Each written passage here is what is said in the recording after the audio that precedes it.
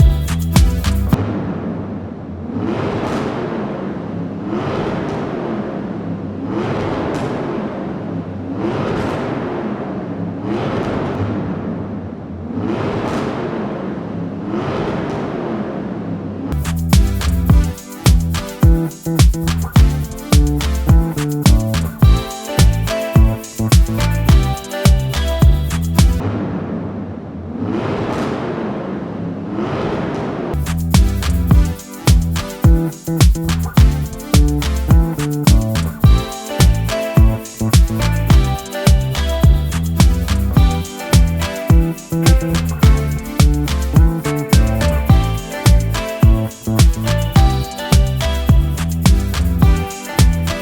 दोस्तों कैसी लगी आपको वीडियो, ये बताने के लिए कमेंट सेक्शन में टाइप लाजमी कीजिएगा, और चैनल की सपोर्टिंग के लिए वीडियो को शेयर और लाइक लाजमी कीजिएगा, ताकि हम आपके लिए इस तरह की इंटरेस्टिंग वीडियो बनाते रहें। तो इंशाल्लाह मिलते हैं नेक्स्ट वीडियो में। अल्लाह हाफिज़।